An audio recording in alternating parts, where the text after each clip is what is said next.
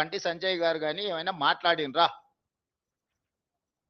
మన హక్కులు మనం చెల్లించిన దాంట్లో మనకు అదనంగా ఇవ్వకపోయినా మన రూపాయి మనకిచ్చిన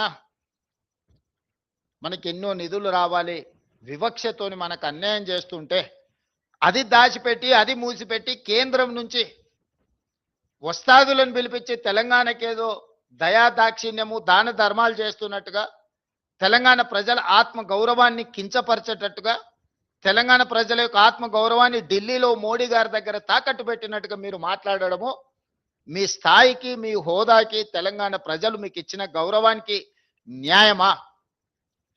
మీకు 8 పార్లమెంట్ సభ్యులు ఇస్తే మీరు తెలంగాణకు తీసుకొస్తున్నది ₹1 చెల్లిస్తే ఈరోజు 42 పైసలు.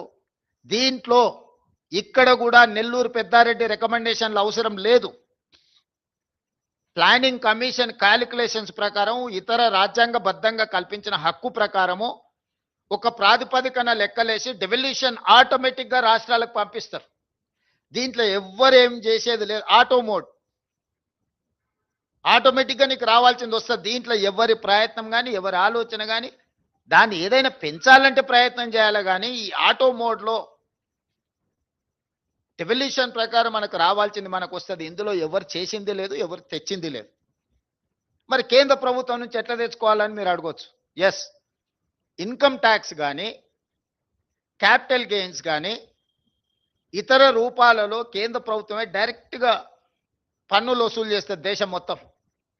అందులో హైయెస్ట్ క్యాపిటల్ గెయిన్స్లో కానీ ఇన్కమ్ ట్యాక్స్లో కానీ ఇతర రకరకాల పన్నుల రూపంలో తెలంగాణ రాష్ట్రం కూడా అత్యధికంగా,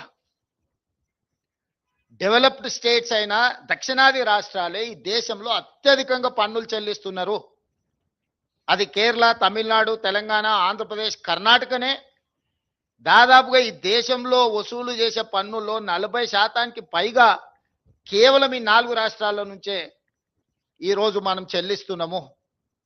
అవి సరాసరి కేంద్ర ప్రభుత్వం దగ్గరికి వెళ్తాయి. కేంద్ర ప్రభుత్వ ఖజానాలో ఈ నిధులన్నీ ఉంటాయి. ఈ ఖజానాను మన దగ్గర వసూలు చేసిన ఇతర పన్నులు కేంద్ర వాటాలు పెట్టి కేంద్రము జాతీయ ప్రాజెక్టులుగా లేకపోతే కొన్ని ప్రాజెక్టులను కేంద్ర ప్రభుత్వమే అడాప్ట్ చేసుకొని లేకపోతే స్పెషల్ ప్యాకేజెస్ ఇతర రాష్ట్రాలకు ఇస్తుంటారు. కొన్ని రాష్ట్రాలకు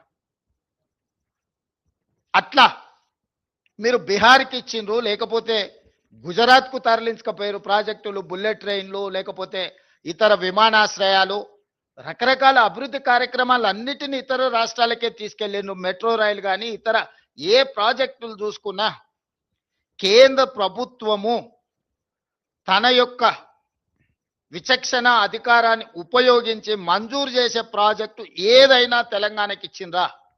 ఆ విధంగా కేంద్ర ప్రభుత్వం యొక్క విజ్డమ్, కేంద్ర ప్రభుత్వం యొక్క విచక్షణ అధికారంతో తెలంగాణకి ఏదైనా జాతీయ ప్రాజెక్టుగా తీసుకొచ్చి ఉంటే అది వీళ్ళు తెచ్చినట్టు.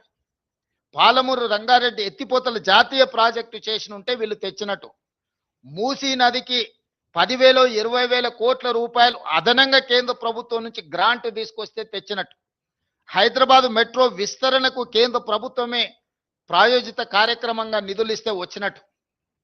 ఈ విధంగా కేంద్ర ప్రభుత్వము చాలా ప్రాజెక్టులు ఇతర రాష్ట్రాలకు ఇచ్చింది. కానీ తెలంగాణకు ఏ ఒక్క ప్రాజెక్ట్ ఇవ్వకపోను గత ప్రభుత్వం యూపీఏ ప్రభుత్వం ఇచ్చిన ఐటీఐఆర్ కారిడార్ను కూడా రద్దు చేసిండ్రు. సెమీ కండక్టర్ మనకు వచ్చింది ఆఖరి నిమిషంలో సంతకం పెట్టే సెమీ కండక్టర్ ప్రాజెక్టును కూడా హైదరాబాద్ నగరానికి మంజూరు అయిపోయి భూ కేటాయింపులు అన్ని ఇచ్చిన తర్వాత ఆ ప్రాజెక్టును నరేంద్ర మోడీ గారు ఒత్తిడి చేసి ఆంధ్రప్రదేశ్కు పంపించిండు. కొన్ని పెట్టుబడులు తెలంగాణకు వస్తే తెలంగాణలో పెట్టుబడులు పెడతామని పూర్తిగా ఒప్పుకున్న తర్వాత ఆ ప్రాజెక్టులను గుజరాత్కు తరలించకపోయినారు.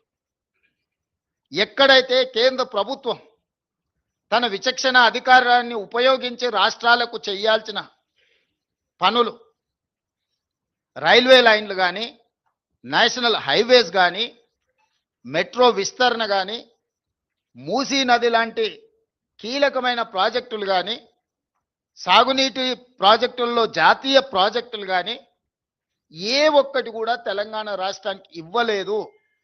గుజరాత్కు సబర్మతి నది రివర్ ఫ్రంట్కు నిధులు ఇస్తారు, ఉత్తరప్రదేశ్కు గంగా నది రివర్ ఫ్రంట్కు నిధులు ఇస్తారు, ఢిల్లీకి యమునా నది రివర్ ఫ్రంట్కు నిధులు ఇస్తారు. కుంభమేళాకు 1000 కోట్ల రూపాయలు ఉత్తరప్రదేశ్కు నిధులు ఇస్తారు. తెలంగాణలో జరుగుతున్న గోదావరి పుష్కరాలు కానీ, సమ్మక్క సారలమ్మ జాతర కానీ, కృష్ణా పుష్కరాలకు కానీ, ఏ కార్యక్రమాలకు కూడా దేవుడిని నమ్మినము, దేవుడిని మేము అత్యంత ప్రాధాన్యత ఇస్తామంటే భద్రాచలంలో రాముడికి మందిరం లేదా? సమ్మక్క సారలమ్మ గిరిజనుల దేవతలు లేరా? బాసర మందిరం లేదా? వేములవాడ రాజన్న మందిరం లేదా?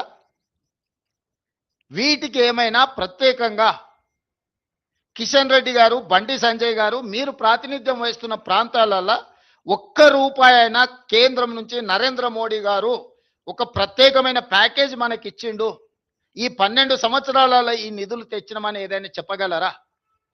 విపత్తులు వచ్చినప్పుడు, వరదలు వచ్చి మనం కొట్టుకపోతే 10,000 కోట్ల రూపాయల నష్టం జరిగితే 10 సార్లు పోయి కలిసి వచ్చిన. ఎవరు ఎన్నెన్నా, ఎవరు ఎన్ని తిట్టినా, రేవంత్ రెడ్డి మోడీకి అమ్ముడు పోయిండన్న ఆరోపణలు చేసినా కూడా రాజకీయ విజ్డమ్ను వాడి ముఖ్యమంత్రిగా నా బాధ్యత 10 సార్లు తిరిగైనా సాధించుకోవాలంటే ఖమ్మం, హైదరాబాద్ నగరాలు వరదలలో కొట్టుకుపోయినప్పుడు 1 రూపాయి ఏమన్నా అదనంగా సాయం చేసిండ్రా? ఏ ప్రాజెక్టుకైనా 20 సార్లు తిరిగి వరంగల్ ఎయిర్పోర్ట్, ఆదిలాబాద్ ఎయిర్పోర్ట్ తెస్తే భూసేకరణ మన మీదనే పెట్టిండ్రు. 100 కోట్లు నేను నిధులు ఇచ్చి భూమి సేకరణించి భూమి వాళ్ళకి ఇచ్చిన. ఇప్పుడన్నా వరంగల్ ఎయిర్పోర్ట్ కట్టండి. తెలంగాణకు ఉన్నది ఒకే ఒక్క ఎయిర్పోర్ట్ శంషాబాద్. మీరు ఆంధ్రప్రదేశ్లో తీసుకోండి, కర్నూలు ఉంది, కడపలు ఉంది, తిరుపతిలో ఉంది, పుట్టపర్తిలో ఉంది, విజయవాడలో ఉంది, రాజమండ్రిలో ఉంది, వైజాగ్లో ఉంది. ఇంకా నిన్నమన్న అదనంగా ఒక పక్కనున్న ఆంధ్రప్రదేశ్లో 7-8 ఎయిర్పోర్ట్లు ఉన్నాయి. కర్ణాటకలో, మహారాష్ట్రలో అసలు లెక్క పెట్టనన్ని ఎయిర్పోర్ట్లు ఉన్నాయి. మొత్తం తెలంగాణ రాష్ట్రానికి ఉన్న ఏకైక ఎయిర్పోర్టు శంషాబాద్ ఎయిర్పోర్టు. ఉన్నం బేగంపేట ఎయిర్పోర్ట్ను కూడా మూసేపించిండ్రు. ఇవాళ బేగంపేటలో అసలు ఫ్లైట్లు దిగడానికే లేదని ఆర్డర్స్ ఇచ్చారు. ఇంత పెద్ద తెలంగాణ రాష్ట్రము